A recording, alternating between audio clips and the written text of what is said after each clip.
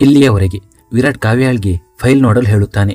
ಆದರೆ ಕಾವ್ಯ ಆತನ ಕೈಯಿಂದ ಫೈಲ್ ಕಸಿದು ಒಂದು ಕಡೆಗೆ ಎಸೆಯುತ್ತಾಳೆ ಮತ್ತು ತನ್ನ ತುಟಿಗಳನ್ನು ವಿರಾಟ್ನ ತುಟಿಗಳ ಮೇಲೆ ಇಡುತ್ತಾಳೆ. ಮುಂದುವರಿದ ಭಾಗ. ವಿರಾಟ್ ಇಂದು ಅವಳು ತನ್ನ ಮಾತನ್ನು ಕೇಳುವುದಿಲ್ಲ ಎಂದು ಅರ್ಥ ಮಾಡಿಕೊಳ್ಳುತ್ತಾನೆ. ಮುಂದಿನ ಕ್ಷಣ ಅವನು ಅವಳನ್ನು ತನ್ನ ತೋಳುಗಳಲ್ಲಿ ಹಿಡಿದು ಮಲಗುತ್ತಾನೆ ಮತ್ತು ಅವಳ ತುಟಿಗಳನ್ನು ತೀವ್ರವಾಗಿ ಚುಂಬಿಸಲು ಪ್ರಾರಂಭಿಸುತ್ತಾನೆ. ಕಾವ್ಯ ಕಣ್ಣುಗಳನ್ನು ಮುಚ್ಚುತ್ತಾಳೆ ಮತ್ತು ವಿರಾಟ್ನ ಮೇಲಿನ ಅವಳ ಹಿಡಿತ ಸಡಿಲಗೊಳ್ಳುತ್ತದೆ. ವಿರಾಟ್ ನೋಡುತ್ತಾನೆ. ಕಾವ್ಯ ಅವನ ಎದೆಯ ಮೇಲೆ ತಲೆ ಇಟ್ಟು ಆರಾಮವಾಗಿ ಮಲಗಿದ್ದಳು. ಈ ಸಮಯದಲ್ಲಿ ಅವಳು ಒಂದು ಸಣ್ಣ ಮುಗ್ಧ ಮಗುವಿನಂತೆ ಕಾಣುತ್ತಿದ್ದಳು. ವಿರಾಟ್ಗೆ ಅವಳ ಮೇಲೆ ಅಪಾರ ಪ್ರೀತಿ ಬರುತ್ತಿತ್ತು. ಅವಳನ್ನು ನೋಡುತ್ತಾ, ನೀನು ನಿಜವಾಗಿಯೂ ತುಂಬ ಕೆಟ್ಟದಾಗಿ ವರ್ತಿಸುತ್ತಿದ್ದೀಯಾ ಮಿಸೆಸ್ ಸೂರ್ಯವಂಶಿ. ನೀನು ತುಂಬ ತುಂಟಿಯಾಗಿದ್ದೀಯಾ, ಆದರೆ ನೀನು ತುಂಬ ಮುಗ್ಧೆ. ಆದರೆ ಈಗ ನೀನು ನಿನ್ನನ್ನು ಬಲಪಡಿಸಿಕೊಳ್ಳಬೇಕು ಕಾವ್ಯ. ಯಾರೋ ನಿನ್ನ ಭಾವನೆಗಳೊಂದಿಗೆ ಆಟವಾಡಲು ನಾನು ಬಯಸುವುದಿಲ್ಲ ಎಂದು ಆಲೋಚಿಸುತ್ತಾ ಅವನು ತುಂಬ ಪ್ರೀತಿಯಿಂದ ಅವಳ ಹಣೆಯನ್ನು ಚುಂಬಿಸುತ್ತಾನೆ ಮತ್ತು ನಂತರ ಅವಳನ್ನು ತನ್ನ ತೋಳುಗಳಲ್ಲಿ ಹಿಡಿದು ಮಲಗುತ್ತಾನೆ. ಅತ್ತ ಮನೆಯಲ್ಲಿ ವಿವೇಕ್ ಮತ್ತು ಅವನಿ ತಮ್ಮ ಪ್ರೀತಿಯ ಮಾತುಗಳಲ್ಲಿ ಬಹಳ ಸಮಯದವರೆಗೆ ಮುಳುಗಿದ್ದರು. ಅವರು ಇನ್ನೂ ಕೊಳದ ಬದಿಯಲ್ಲಿ ಇದ್ದರು. ಇಬ್ಬರೂ ಮಲಗಿದ್ದರು. ಆಗ ಮೇಲಿನಿಂದ ಟಪ್ ಟಪ್ ಎಂದು ಕೆಲವು ನೀರಿನ ಹನಿಗಳು ಇಬ್ಬರ ಮುಖದ ಮೇಲೆ ಬೀಳುತ್ತವೆ. ಮಳೆ. ಓ ನೋ, ನನಗೆ ನೆನೆಯುವುದು ಇಷ್ಟವಿಲ್ಲ ಎಂದು ಹೇಳುತ್ತಾ ಅವನಿ ಬೇಗನೆ ಎದ್ದು ಒಳಗೆ ಹೋಗಲು ಪ್ರಾರಂಭಿಸುತ್ತಾಳೆ. ಆದರೆ ವಿವೇಕ್ ಮಧ್ಯದಲ್ಲಿ ಅವಳ ಕೈ ಹಿಡಿದು ತನ್ನ ಕಡೆಗೆ ಎಳೆಯುತ್ತಾ, ನನ್ನೊಂದಿಗೂ ಇಷ್ಟವಿಲ್ಲವೇ ಎಂದು ಹೇಳುತ್ತಾ ಅವನು ಅವಳ ಕೈ ಹಿಡಿದು ಸುತ್ತಲೂ ತಿರುಗಿಸಲು ಪ್ರಾರಂಭಿಸುತ್ತಾನೆ. ಮೇಲಿನಿಂದ ಸುರಿಯುತ್ತಿದ್ದ ಮಳೆ ನೀರು ಇಬ್ಬರನ್ನು ನೆನೆಸಿತ್ತು. ವಿವೇಕ್ನ ಶರ್ಟ್ ಸಂಪೂರ್ಣವಾಗಿ ಒದ್ದೆಯಾಗಿ ಅವನ ದೇಹಕ್ಕೆ ಅಂಟಿಕೊಂಡಿತ್ತು. ಅವನಿಯ ಸ್ಥಿತಿಯು ಅದೇ ಆಗಿತ್ತು. ಅವಳ ಬಟ್ಟೆಗಳು ದೇಹಕ್ಕೆ ಅಂಟಿಕೊಂಡು ಅವಳಿಗೆ ಚಳಿಯಾಗುತ್ತಿತ್ತು. ವಿವೇಕ್, ನನ್ನನ್ನು ಬಿಡು, ಚಳಿಯಾಗುತ್ತಿದೆ, ಅಯ್ಯೋ ಎಂದು ಅವಳು ಹೇಳುತ್ತಿದ್ದಳು.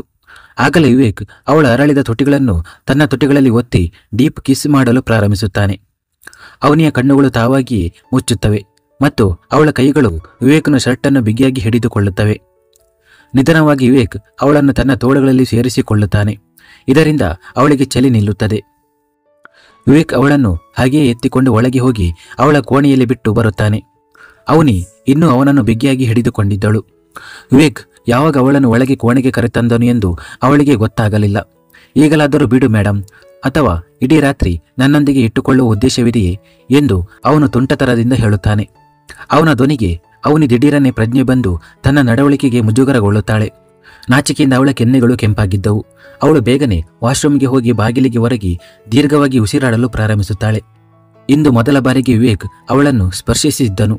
ಅವನ ತುಟಿಗಳ ಸ್ಪರ್ಶ ಇನ್ನೂ ತನ್ನ ತುಟಿಗಳ ಮೇಲೆ ಆಗುತ್ತಿದೆ ಎಂದು ಅವಳಿಗೆ ಅನಿಸುತ್ತಿತ್ತು. ಅವಳು ನಾಚಿಕೆಯಿಂದ ತನ್ನೊಳಗೆ ಮುದುಡುತ್ತಿದ್ದಳು. ಹೊರಗೆ ನಿಂತಿದ್ದ ವಿವೇಕ್ ಅವಳು ತುಂಬ ನಾಚಿಕೆ ಪಡುತ್ತಿದ್ದಾಳೆಂದು ಅರ್ಥ ಮಾಡಿಕೊಂಡನು. ಅವನು ವಾಶ್ರೂಮ್ನ ಗೇಟ್ ಬಳಿಗೆ ಹೋಗಿ ಬಾಗಿಲು ತಟ್ಟುತ್ತಾ, ಬೇಗ ಬದಲಿಸಿಕೊಂಡು ಹೊರಗೆ ಬಾ, ನಾನು ಕಾಫಿ ತರುತ್ತೇನೆ, ಇಷ್ಟು ಹೇಳಿ ಅವನು ಹೊರಟು ಹೋಗುತ್ತಾನೆ. ಇನ್ನೊಂದು ಕಡೆ ವರ್ಷ ತನ್ನ ಮನಸ್ಸಿನ ಮಾತನ್ನು ರಾಘವ್ಗೆ ಹೇಳುತ್ತಾಳೆ. ಅವನನ್ನು ಮದುವೆಯಾಗಿ ತಾನು ಸಂತೋಷವಾಗಿಲ್ಲ ಎಂದು ಅವಳಿಗೆ ಅನಿಸುತ್ತದೆ. ಅವಳು ಅದನ್ನು ಎಷ್ಟೊಂದು ಮುಗ್ಧತೆಯಿಂದ ಹೇಳುತ್ತಾಳೆಂದರೆ ರಾಘವ್ ಮತ್ತೊಮ್ಮೆ ಅವಳ ಮೇಲೆ ತನ್ನ ಮನಸ್ಸು ಸೋಲುತ್ತದೆ. ಅವನು ವರ್ಷಾಳನ್ನು ತನ್ನ ಎದೆಗೆ ಬಿಗಿಯಾಗಿ ಅಪ್ಪಿಕೊಂಡು ಅವಳನ್ನು ಮದುವೆಯಾಗಿ ತಾನು ಎಷ್ಟು ಅದೃಷ್ಟಶಾಲಿ ಎಂದು ಹೇಳಬೇಕೆಂದು ಅವನಿಗೆ ಅನಿಸುತ್ತದೆ. ಅವನು ಅವಳನ್ನು ಎಷ್ಟು ಪ್ರೀತಿಸುತ್ತಾನೆ, ಆದರೆ ಏನನ್ನ ಯೋಚಿಸಿ ಸುಮ್ಮನಾಗುತ್ತಾನೆ. ಅವನು ಅವಳ ಮುಖವನ್ನು ತನ್ನ ಕೈಗಳಲ್ಲಿ ಹಿಡಿದು, ಮತ್ತು ನಾನು ನಿಮ್ಮನ್ನು ಮದುವೆಯಾಗಿ ತುಂಬ ಸಂತೋಷವಾಗಿದ್ದೇನೆ ಎಂದು ಹೇಳಿದರೆ, ಸಂತೋಷವಲ್ಲ, ತುಂಬ ಸಂತೋಷ ಎಂದು ಹೇಳುತ್ತಾನೆ. ಇಂದು ಮೊದಲ ಬಾರಿಗೆ ರಾಘವ್ ಅವಳ ಹತ್ತಿರ ಹೀಗೆ ಬಂದಿದ್ದನು. ಮೊದಲ ಬಾರಿಗೆ ಅವನು ಸ್ನೇಹಿತನಾಗಿ ಅಲ್ಲ, ಗಂಡನಾಗಿ ಅವಳೊಂದಿಗೆ ಮಾತನಾಡುತ್ತಿದ್ದನು. ರಾಘವನ ಮಾತು ಕೇಳಿ ವರ್ಷಾಳ ಮುಖ ಸಂತೋಷದಿಂದ ಅರಳುತ್ತದೆ. ಅವಳಿಗೆ ನಿಧಿ ಸಿಕ್ಕಷ್ಟು ಸಂತೋಷವಾಗುತ್ತದೆ. ಅವಳಿಗೆ ರಾಘವನನ್ನು ಅಪ್ಪಿಕೊಳ್ಳಬೇಕೆಂದು ಅನಿಸುತ್ತದೆ. ಆದರೆ ಪ್ರತಿ ಬಾರಿಯಂತೆ ಅವಳ ಸಂಕೋಚ ಅಡ್ಡ ಬರುತ್ತದೆ. ಬೇರೆ ಯಾವುದೇ ದೂರುಗಳಿವೆಯೇ ಮಹಾಶಯರೇ ಎಂದು ರಾಘವ್ ತಮಾಷೆಯಾಗಿ ಹೇಳುತ್ತಾನೆ. ವರ್ಷ ನಗುತ್ತಾ ಅವನಿಂದ ದೂರ ಸರಿಯುತ್ತಾಳೆ ಮತ್ತು ಕಪಾಟಿನಿಂದ ಒಂದು ಶರ್ಟ್ ತೆಗೆದು, ಇಂದು ನೀವು ಈ ಶರ್ಟ್ ಧರಿಸಬೇಕು, ಬೂದು ಬಣ್ಣದಲ್ಲ ಎಂದು ಕಪ್ಪು ಬಣ್ಣದ ಶರ್ಟ್ ಒಂದನ್ನು ಅವನ ಮುಂದೆ ಹಿಡಿದು ಹೇಳುತ್ತಾಳೆ. ರಾಘವ್ ತಕ್ಷಣವೇ ಅವಳ ಕೈಯಿಂದ ಶರ್ಟ್ ತೆಗೆದುಕೊಂಡು, ನಿಮ್ಮ ಆಜ್ಞೆಯೇ ನನ್ನ ಆಜ್ಞೆ ಪ್ರಭುಗಳೇ ಎಂದು ಹೇಳಿ ನಗುತ್ತಾನೆ ಮತ್ತು ಅವನೊಂದಿಗೆ ವರ್ಷ ಕೂಡ ನಗುತ್ತಾಳೆ. ಇದರ ನಂತರ ಅವರಿಬ್ಬರು ಊಟ ಮಾಡಲು ಹೊರಗೆ ಹೋಗುತ್ತಾರೆ. ರಾಘವ್ ವರ್ಷ ಜೊತೆ ನಿರಂತರವಾಗಿ ಏನಾದರೂ ಮಾತನಾಡುತ್ತಲೇ ಇದ್ದನು ಮತ್ತು ಯಾವಾಗಲೂ ಮೌನವಾಗಿರುತ್ತಿದ್ದ ವರ್ಷ ಕೂಡ ಇಂದು ಅವನಿಗೆ ಸಂಪೂರ್ಣವಾಗಿ ಸಾಥ್ ನೀಡುತ್ತಿದ್ದಳು. ಒಟ್ಟಾರೆಯಾಗಿ ಇಬ್ಬರು ಸಂತೋಷವಾಗಿದ್ದರು.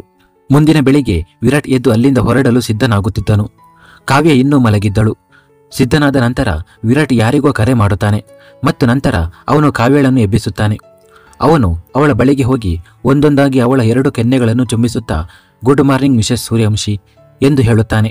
ಕಾವ್ಯ ತನ್ನ ನಿದ್ದೆಗೆಟ್ಟ ಕಣ್ಣುಗಳನ್ನು ತೆರೆಯುತ್ತಾ ಗುಡ್ ಮಾರ್ನಿಂಗ್ ನನ್ನ ಪ್ರೀತಿಯ ಶ್ಯಾಡಿಸ್ ಎಂದು ಹೇಳುತ್ತಾ ಎದ್ದು ಕುಳಿತು, ಅರೆ ನೀನು ಇಷ್ಟು ಬೇಗ ತಯಾರಾಗಿ ಬಿಟ್ಟೆಯಾ ಎಂದು ಮುಖ ಸಿಂಡರಿಸಿಕೊಂಡು ಕೇಳಿದಳು. ಈಗ ನೀನು ನಿನ್ನ ಎಲ್ಲ ಮಕ್ಕಳಾಟಿಗಳನ್ನು ಬದಿಗಿಟ್ಟು ನಾನು ಹೇಳುವುದನ್ನು ಕೇಳಬೇಕು ಮತ್ತು ಅರ್ಥ ಮಾಡಿಕೊಳ್ಳಬೇಕು ಎಂದು ವಿರಾಟ್ ಗಂಭೀರವಾಗಿ ಹೇಳಿದನು. ಕಾವ್ಯ ಕೂಡ ಗಂಭೀರವಾಗಿ ಸರಿ ಎಂದಳು. ವಿರಾಟ್ ಅವಳನ್ನು ಎತ್ತಿಕೊಂಡು ಸ್ನಾನಗೃಹದ ಒಳಗೆ ಬಿಟ್ಟು, ಬೇಗ ಸ್ನಾನ ಮಾಡಿ ಸಿದ್ಧಳಾಗು, ಉಳಿದದ್ದನ್ನು ನಾನು ನಿನಗೆ ನಂತರ ಹೇಳುತ್ತೇನೆ ಮತ್ತು ಸಿದ್ಧಳಾಗಿ ಹೊರಗಿನ ಉದ್ಯಾನಕ್ಕೆ ಬಾ, ಓಕೆ ಎಂದು ಅವಳ ಕೆನ್ನೆಯನ್ನು ಸವರಿದನು. ಸ್ವಲ್ಪ ಸಮಯದ ನಂತರ ಕಾವ್ಯ ಸಿದ್ಧಳಾಗಿ ಹೊರಗಿನ ಉದ್ಯಾನಕ್ಕೆ ಹೋದಳು. ಅಲ್ಲಿ ವಿರಾಟ್ ಉಪಹಾರಕ್ಕಾಗಿ ಅವಳನ್ನು ಕಾಯುತ್ತಿದ್ದನು. ಪಿಂಕ್ ಬಣ್ಣದ ಅನಾರ್ಕಲಿ ಶೂಟ್, ಒದ್ದೆಯಾದ ತೆರೆದ ಕೂದಲು, ತಿಳಿ ಮೇಕಪ್ನಲ್ಲಿ ಅವಳು ತುಂಬಾ ಸುಂದರವಾಗಿ ಕಾಣುತ್ತಿದ್ದಳು. ವಿರಾಟ್ ಅವಳನ್ನೇ ನೋಡುತ್ತಾ ನಿಂತು ಬಿಟ್ಟಿದ್ದನು. ಈ ಹುಡುಗಿ ನನ್ನನ್ನು ಹೋಗುವುದು ಕಷ್ಟ ಮಾಡುತ್ತಿದ್ದಾಳೆ, ಅತಿಯಾಗಿದೆ ಎಂದು ಅವನು ನಿಧಾನವಾಗಿ ಹೇಳಿದನು. ಆದರೆ ಕಾವ್ಯ ಅವನ ಮಾತನ್ನು ಕೇಳಿಸಿಕೊಳ್ಳುತ್ತಾಳೆ. ಅವಳು ಅವನ ಪಕ್ಕದ ಕುರ್ಚಿಯ ಮೇಲೆ ಕುಳಿತುಕೊಳ್ಳುತ್ತಾ ಅತಿಯಾಗಿದೆ ನಿನ್ನ ಮೇಲಿನ ಪ್ರೀತಿ ಎಂದು ಹೇಳುತ್ತಾ ಅವನ ಕಡೆ ನೋಡಿ ಒಂದು ಕಣ್ಣು ಮಿಟುಕಿಸುತ್ತಾಳೆ. ವಿರಾಟ್ನ ತುಟಿಗಳ ಮೇಲೆ ಮಂದವಾದ ನಗು ಮೂಡಿತು. ಇಡೀ ಹೋಟೆಲ್ನಲ್ಲಿ ತಮ್ಮಿಬ್ಬರನ್ನು ಹೊರತುಪಡಿಸಿ ಬೇರೆ ಯಾರೂ ಇರಲಿಲ್ಲ ಎಂಬುದನ್ನು ಕಾವ್ಯ ಗಮನಿಸಿದಳು. ಕೆಲಸಗಾರರನ್ನು ಹೊರತುಪಡಿಸಿ ಇಲ್ಲಿ ಬೇರೆ ಯಾರೂ ಏಕೆ ಇಲ್ಲ ವಿರಾಟ್ ಎಂದು ತಿನ್ನುತ್ತಲೇ ಕೇಳುತ್ತಾಳೆ. ಉಪಹಾರ ಮುಗಿಸು, ನಂತರ ಹೇಳುತ್ತೇನೆ ಎಂದು ಹೇಳುತ್ತಾನೆ. ಸ್ವಲ್ಪ ಸಮಯದ ನಂತರ ಅವರಿಬ್ಬರು ಉಪಹಾರ ಮುಗಿಸಿದ್ದರು. ಅವರು ತಮ್ಮ ಉಪಹಾರವನ್ನು ಮುಗಿಸುತ್ತಿದ್ದಂತೆ ಕೆಲವರು ಹೊರಗೆ ಬಂದು ಕಾವ್ಯಳ ಮುಂದೆ ನಿಂತರು. ಮೊದಲನೆಯದಾಗಿ, ಇದು ನಿನ್ನ ಹೋಟೆಲ್ ಎಂದು ನಾನು ನಿನಗೆ ಹೇಳುತ್ತೇನೆ. ನೀನು ಇಲ್ಲಿನ ಮಾಲೀಕಳು. ಒಂದು ಕೋಣೆಯಲ್ಲಿ ಕೂರಬೇಕಾಗಿಲ್ಲ. ನಿನ್ನ ಇಷ್ಟದಂತೆ ಈ ಹೋಟೆಲ್ನ ಯಾವುದೇ ಮೂಲೆಯಲ್ಲಿ ಸುತ್ತಾಡಬಹುದು, ಎಲ್ಲಿ ಬೇಕಾದರೂ ಹೋಗಬಹುದು ಎಂದು ಹೇಳುತ್ತಾನೆ. ಇದನ್ನು ಕೇಳಿದ ಕಾವ್ಯ ಆಶ್ಚರ್ಯದಿಂದ ಅವನ ಕಡೆ ನೋಡಿದಳು. ನಂತರ ವಿರಾಟ್ ಕಾವ್ಯಳಿಗೆ ಎಲ್ಲರ ಪರಿಚಯ ಮಾಡಿಸುತ್ತಾ, ಇವರು ಡಾಕ್ಟರ್ ನೀಲಿಮಾ, ಅವರು ನಿನ್ನ ಕಾಳಜಿಗಾಗಿ ಯಾವಾಗಲೂ ಇಲ್ಲಿ ಇರುತ್ತಾರೆ. ಮತ್ತು ಇವರೊಂದಿಗೆ ನರ್ಸ್ ಮೀನಾ, ಅವರು ಯಾವಾಗಲೂ ನೆರಳಿನಂತೆ ನಿನ್ನೊಂದಿಗೆ ಇರುತ್ತಾರೆ. ಮತ್ತು ಇವರು ಮಿಸ್ಟರ್ ಪಂಕಜ್, ಮತ್ತು ಇವರೊಂದಿಗೆ ಮಿಸ್ ಸೌಮ್ಯ, ಅವರು ನಿನಗೆ ಕಚೇರಿಗೆ ಸಂಬಂಧಿಸಿದ ಕೆಲಸಗಳನ್ನು ವಿವರಿಸುತ್ತಾರೆ ಎಂದು ಹೇಳುತ್ತಾನೆ. ಕಾವ್ಯ ನಿಧಾನವಾಗಿ ಅವನ ಕಿವಿಯಲ್ಲಿ, ಆದರೆ ಈ ಕೆಲಸವನ್ನು ನೀನು ಕೂಡ ನನಗೆ ಕಲಿಸಬಹುದಲ್ಲವೇ, ಇವರ ಅಗತ್ಯವೇನು ಎಂದು ಹೇಳುತ್ತಾಳೆ. ವಿರಾಟ್ ತನ್ನ ಕಣ್ಣುಗಳನ್ನು ಸಣ್ಣಗೆ ಮಾಡಿ ಅವಳನ್ನು ದಿಟ್ಟಿಸಿ ನೋಡುತ್ತಾ, ನಿನಗೆ ಕಲಿಸಲು ನಾನು ನಿನ್ನೆ ರಾತ್ರಿ ಪ್ರಯತ್ನಿಸಿದೆ, ಆದರೆ ನಿನ್ನ ಗಮನ ಪ್ರಣಯದಲ್ಲಿತ್ತು. ನನ್ನ ಮಾತುಗಳನ್ನು ನೀನು ಎಲ್ಲಿ ಕೇಳುತ್ತಿದ್ದೆ? ನೀನು ನನ್ನಿಂದ ಕೆಲಸ ಕಲಿಯಲು ಸಾಧ್ಯವಿಲ್ಲ ಎಂದು ಆಗಲೇ ನಾನು ಅರ್ಥ ಮಾಡಿಕೊಂಡೆ ಎಂದು ಹೇಳುತ್ತಾನೆ. ಇದನ್ನು ಕೇಳಿದ ತಕ್ಷಣ ಕಾವ್ಯ ನಾಚಿಕೊಳ್ಳುತ್ತಾಳೆ.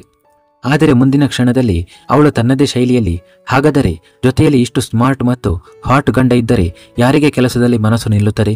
ಇದರಲ್ಲಿ ನನ್ನ ತಪ್ಪಿಲ್ಲ. ನೀನು ಇಷ್ಟು ಡ್ಯಾಶಿಂಗ್ ಆಗಿ ಕಾಣುವ ಅಗತ್ಯವೇನಿತ್ತು? ನಿನ್ನನ್ನು ನೋಡಿದಾಗಲೆಲ್ಲ ನನ್ನ ಮನಸ್ಸು ಹಾಳಾಗುತ್ತದೆ. ಅವಳು ಒಂದೇ ಉಸಿರಿನಲ್ಲಿ ಮಾತನಾಡುತ್ತಲೇ ಇದ್ದಳು. ಅವಳು ಹೇಳಿದ ಮಾತುಗಳಿಂದ ವಿರಾಟ್ ಎಲ್ಲರೆದುರು ಮುಜುಗರಗೊಳ್ಳುತ್ತಾನೆ. ಅವನು ನಿಧಾನವಾಗಿ ಅವಳ ಭುಜದ ಮೇಲೆ ಕೈಯಿಟ್ಟು, ಸ್ಟುಪಿಡ್ ಕಾವ್ಯ ಎನ್ನುತ್ತಾನೆ. ತಾನು ಎಲ್ಲರೆದುರು ಏನೆಲ್ಲ ಹೇಳಿಬಿಟ್ಟೆ ಎಂದು ಕಾವ್ಯಳಿಗೂ ಅರಿವಾಗುತ್ತದೆ. ಅವಳು ಉಳಿದವರ ಕಡೆ ನೋಡುತ್ತಾಳೆ. ಅವರೆಲ್ಲರೂ ಮೆಲ್ಲನೆ ನಗುತ್ತಿರುತ್ತಾರೆ. ತನ್ನ ಮಾತುಗಳಿಂದ ಕಾವ್ಯ ನಾಚಿಕೆಯಿಂದ ಕೂಗುತ್ತಾಳೆ, ಎಕ್ಸ್ಕ್ಯೂಸ್ ಮೀ, ನಾನು ನಿಮ್ಮೆಲ್ಲರನ್ನೂ ಇನ್ನೊಂದಿಷ್ಟು ಹೊತ್ತಿನಲ್ಲಿ ಭೇಟಿಯಾಗುತ್ತೇನೆ ಎಂದು ಹೇಳಿ ಅವನು ಕಾವ್ಯಳ ಕೈ ಹಿಡಿದು ಹೋಟೆಲ್ನ ಫುಲ್ ಸೈಡ್ ಏರಿಯಾ ಕಡೆಗೆ ಕರೆದುಕೊಂಡು ಹೋಗುತ್ತಾನೆ. ಇಡೀ ಹೋಟೆಲ್ ಖರೀದಿಸುವ ಅಗತ್ಯವಿತ್ತ, ಕೆಲವು ದಿನಗಳ ಮಾತಷ್ಟೇ, ಆಮೇಲೆ ನಾವೇನು ಇಲ್ಲೇ ಇರಬೇಕಾಗಿಲ್ಲವಲ್ಲ ಎಂದು ಕಾವ್ಯ ಅವನೊಂದಿಗೆ ಹೆಜ್ಜೆ ಹಾಕುತ್ತಾ ಹೇಳುತ್ತಾಳೆ. ವಿರಾಟ್ ಅವಳ ಕೈಯನ್ನು ಭದ್ರವಾಗಿ ಹಿಡಿದುಕೊಂಡು, ಯಾಕೆಂದರೆ ನನ್ನ ಕಾವ್ಯಳಿಗೆ ಯಾವುದೇ ತೊಂದರೆ ಆಗಬಾರದು ಎಂದು ನಾನು ಬಯಸುತ್ತೇನೆ, ಮತ್ತು ಈ ಸ್ಥಿತಿಯಲ್ಲಿ ಅಂತೂ ಖಂಡಿತ ಇಲ್ಲ.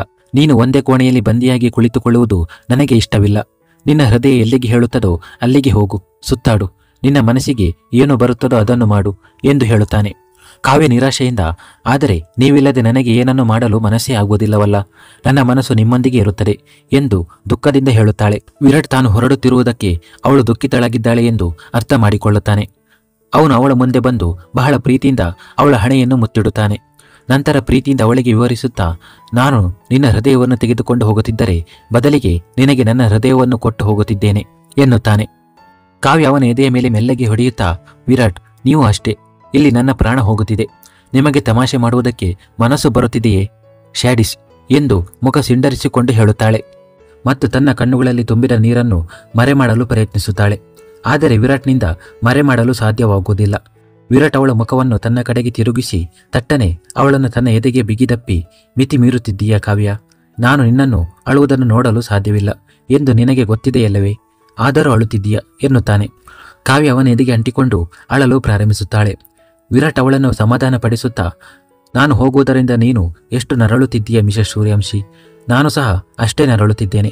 ನನ್ನ ಹೃದಯಕ್ಕೆ ಗೊತ್ತು ನನಗೆ ಏನಾಗುತ್ತಿದೆ ಎಂದು ಹಾಗಾಗಿ ಹೇಳುತ್ತಿದ್ದೇನೆ, ನಿನ್ನ ಈ ಕಣ್ಣೀರನ್ನು ಒರೆಸು ಮತ್ತು ಭೂಪೇಂದ್ರ ಸೂರ್ಯವಂಶಿಗೆ ಪಾಠ ಕಲಿಸಲು ಸಿದ್ಧಳಾಗು. ಇದರಿಂದ ನಮ್ಮ ಈ ಅಂತರ ಬೇಗ ದೂರವಾಗುತ್ತದೆ ಎಂದು ಅವಳ ಮುಖವನ್ನು ತನ್ನ ಕೈಗಳಲ್ಲಿ ಹಿಡಿದು ಹೇಳುತ್ತಾನೆ. ಕಾವ್ಯ ಅವನ ಕಣ್ಣುಗಳಲ್ಲಿ ನೋಡುತ್ತಾಳೆ. ಅಲ್ಲಿ ಅವಳಿಗೆ ತನ್ನ ಬಗ್ಗೆ ಅಪಾರ ಪ್ರೀತಿಯ ಜೊತೆಗೆ ಒಂದು ಹುಚ್ಚುತನವೂ ಕಾಣುತ್ತದೆ. ಮುಂದಿನ ಕ್ಷಣವೇ ಅವಳು ತನ್ನ ಕಣ್ಣೀರನ್ನು ಒರೆಸಿಕೊಂಡು, ನಾನು ಏನು ಮಾಡಬೇಕು ಎಂದು ಹೇಳಿ, ನಿಮಗಾಗಿ ಈ ಹುಚ್ಚಿ ಏನಾದರೂ ಮಾಡುತ್ತಾಳೆ ಎನ್ನುತ್ತಾಳೆ. ಗುಡ್ ಗರ್ಲ್, ಈಗ ನನ್ನ ಮಾತು ಕೇಳು. ಮೊದಲನೇದಾಗಿ ನನ್ನ ಹೆಸರಿಗೆ ಹೆದರುವುದನ್ನು ನಿಲ್ಲಿಸು, ಅರ್ಥವಾಯ್ತಾ ಎನ್ನುತ್ತಾನೆ. ಅಂದರೆ ಏನು? ಕಾವ್ಯ ಗೊಂದಲದಿಂದ ಕೇಳುತ್ತಾಳೆ. ಅಂದರೆ ಯಾರಾದರೂ ಬಂದು ನಿನಗೆ, ನೀನು ಹೀಗೆ ಮಾಡದಿದ್ದರೆ ನಾವು ವಿರಾಟ್ನನ್ನು ಸಾಯಿಸುತ್ತೇವೆ ಎಂದು ಹೇಳಬಹುದು, ಅಥವಾ ಯಾರಾದರೂ ನಿನಗೆ ಸುಳ್ಳು ಹೇಳಿ ವಿರಾಟ್ಗೆ ಅಪಘಾತವಾಗಿದೆ ಎಂದು, ಅಥವಾ ಕಾವ್ಯ ಮಧ್ಯದಲ್ಲೇ ವಿರಾಟ್, ಏನು ಹೇಳುತ್ತಿದ್ದೀರಿ ನೀವು ಎಂದು ಕೇಳುತ್ತಾಳೆ. ಅವಳ ಮುಖದಲ್ಲಿ ಭಯ ಸ್ಪಷ್ಟವಾಗಿ ಕಾಣುತ್ತಿತ್ತು. ಹೌದು, ನಿನ್ನ ಮುಖದಲ್ಲಿ ಈಗ ಬಂದಿರುವ ಭಯ ಇದೆಯಲ್ಲವೇ? ಈ ಭಯದಿಂದ ಹೊರಬ. ಇದೇ ಭಯವನ್ನು ಉಪಯೋಗಿಸಿಕೊಂಡು ಆ ವ್ಯಕ್ತಿ ತನ್ನ ಕುತಂತ್ರದಲ್ಲಿ ಯಶಸ್ವಿಯಾಗಿದ್ದನು. ಆದರೆ ಈಗ ಇಲ್ಲ ಕಾವ್ಯ. ಈಗ ನೀನು ನಿನ್ನ ಈ ಮನೆಯನ್ನು ನಿನ್ನ ಒಳಗಿನಿಂದ ಹೊರ ಹಾಕಬೇಕು. ಆಗ ಮಾತ್ರ ನಿನ್ನನ್ನು ಯಾರೂ ಭಾವನಾತ್ಮಕವಾಗಿ ಮೂರ್ಖನನ್ನಾಗಿಸಲು ಸಾಧ್ಯವಿಲ್ಲ. ನೀನು ಅವನ ಮುಂದೆ ಪೂರ್ಣ ಆತ್ಮವಿಶ್ವಾಸದಿಂದ ನಿಲ್ಲುವಷ್ಟು ಸಾಮರ್ಥ್ಯವನ್ನು ಬೆಳೆಸಿಕೊಳ್ಳಬೇಕು. ಅವನ ಕಣ್ಣಲ್ಲಿ ಕಣ್ಣಿಟ್ಟು ಮಾತನಾಡಲು ಸಾಧ್ಯವಾಗಬೇಕು. ಮತ್ತು ನೀನು ಇದನ್ನು ಮಾಡುತ್ತೀಯ. ನೀನು ವ್ಯವಹಾರವನ್ನು ಎಲ್ಲ ರೀತಿಯಲ್ಲೂ ಅರ್ಥ ಮಾಡಿಕೊಳ್ಳಬೇಕು ಮತ್ತು ಕಲಿಯಬೇಕು. ಮತ್ತು ಭೂಪೇಂದ್ರ ಸೂರ್ಯವಂಶಿಯನ್ನು ಎಲ್ಲ ರೀತಿಯಲ್ಲೂ ಹಾಳು ಮಾಡಬೇಕು. ಆ ಮನುಷ್ಯನಿಗೆ ಹಣದ ಬಗ್ಗೆ ಬಹಳ ಅಹಂಕಾರವಿದೆಯಲ್ಲವೇ? ಅವರ ಬಳಿ ಹಣವೇ ಇಲ್ಲದಿದ್ದರೆ ಏನು ಮಾಡುತ್ತಾರೆ?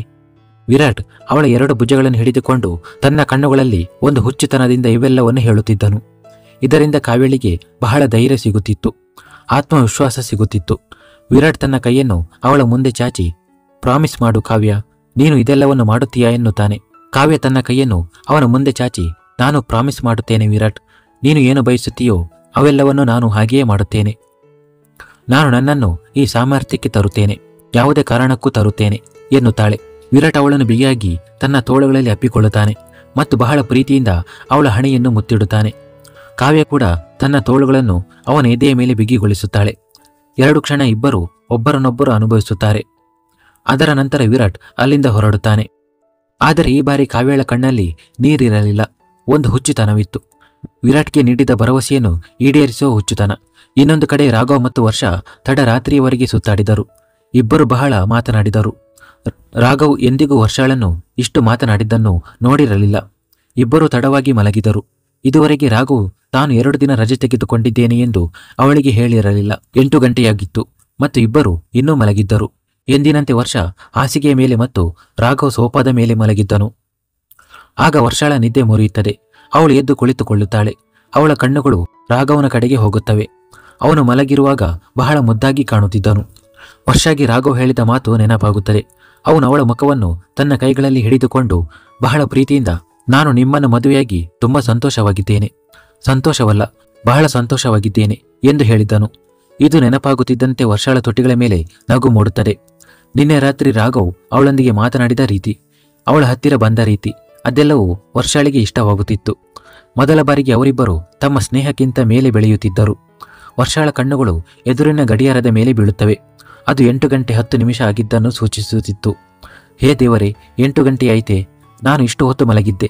ಮತ್ತು ರಾಘವ್ ಅವರು ಇವರಿಗೆ ಆಸ್ಪತ್ರೆಗೆ ಹೋಗಬೇಕಲ್ಲ ಎಂದು ಹೇಳುತ್ತಾ ಅವಳು ತರಾತುರಿಯಲ್ಲಿ ರಾಘವ್ ಬಳಿ ಹೋಗಿ ಅವನನ್ನು ಎಬ್ಬಿಸಲು ಪ್ರಾರಂಭಿಸುತ್ತಾಳೆ. ರಾಘವ್ ಅವರೇ, ಹೇಳಿ ರಾಘವ್, ನಿಮಗೆ ಆಸ್ಪತ್ರೆಗೆ ಹೋಗಲು ತಡವಾಗುತ್ತದೆ, ಬೇಗ ಹೇಳಿ, 8 ಗಂಟೆಯಾಗಿದೆ ಎಂದು ಅವನ ಭುಜವನ್ನು ಅಲ್ಲಾಡಿಸುತ್ತಾ ಹೇಳುತ್ತಾಳೆ. ಮತ್ತು ನಂತರ ತಾನೇ ಹೊರಗೆ ಹೆಜ್ಜೆ ಹಾಕುತ್ತಾಳೆ. ಆದರೆ ಅಷ್ಟರಲ್ಲಿ ರಾಘವ್ ತಕ್ಷಣ ಅವಳ ಕೈ ಹಿಡಿದು ತನ್ನ ಕಡೆಗೆ ಎಳೆದುಕೊಳ್ಳುತ್ತಾನೆ. ಹಠಾತ್ ಆದ ಈ ಘಟನೆಗೆ ವರ್ಷ ಸಿದ್ಧಳಾಗಿರಲಿಲ್ಲ. ಅವಳು ತನ್ನನ್ನು ತಾನು ನಿಭಾಯಿಸಿಕೊಳ್ಳಲು ಸಾಧ್ಯವಾಗುವುದಿಲ್ಲ ಮತ್ತು ನೇರವಾಗಿ ರಾಘವ್ ಮೇಲೆ ಬಿದ್ದು ಬಿಡುತ್ತಾಳೆ. ರಾಘವ್ಗೂ ಹೀಗಾಗುತ್ತದೆ ಎಂದು ಗೊತ್ತಿರಲಿಲ್ಲ. ಆದರೆ ಆಗಬೇಕಾದ್ದು ಆಗಿ ಹೋಗಿತ್ತು. ಇಬ್ಬರ ಹೃದಯಗಳು ವೇಗವಾಗಿ ಬಡಿದುಕೊಳ್ಳಲು ಪ್ರಾರಂಭಿಸುತ್ತವೆ. ಇಬ್ಬರು ಬಹಳ ಹತ್ತಿರವಿದ್ದರು. ಎಷ್ಟೆಂದರೆ ಇಬ್ಬರಿಗೂ ಒಬ್ಬರನ್ನೊಬ್ಬರ ಬೆಚ್ಚನೆಯ ಉಸಿರು ತಮ್ಮ ಮುಖದ ಮೇಲೆ ಅನುಭವವಾಗುತ್ತಿತ್ತು. ಇಬ್ಬರು ಒಬ್ಬರನ್ನೊಬ್ಬರ ಕಣ್ಣುಗಳಲ್ಲಿ ಕಳೆದು ಹೋಗಿದ್ದರು.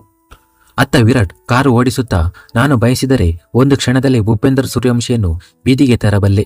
ಆದರೆ ಈ ಪುಣ್ಯದ ಕೆಲಸ ಕಾವ್ಯ ಕೈಯಿಂದಲೇ ಆಗಬೇಕು ಎಂದು ನಾನು ಬಯಸುತ್ತೇನೆ.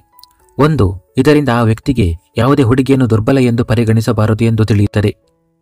ಮತ್ತು ಇನ್ನೊಂದು, ನೀನು ನಿನ್ನ ಕಾಲುಗಳ ಮೇಲೆ ನಿಂತುಕೊಳ್ಳುತ್ತೀಯ ಮತ್ತು ಎಲ್ಲ ರೀತಿಯಲ್ಲೂ ಬಲಶಾಲಿಯಾಗುತ್ತೀಯ ಇದು ಪ್ರತಿಯೊಬ್ಬ ಹುಡುಗಿಗೂ ಆಗಿರಬೇಕು ಮತ್ತು ನಾನು ನಿನ್ನನ್ನು ಬಲಶಾಲಿ ಮತ್ತು ಸಮರ್ಥಳನ್ನಾಗಿ ಮಾಡುತ್ತೇನೆ ಎನ್ನುತ್ತಾನೆ. ಮುಂದುವರಿಯುವುದು.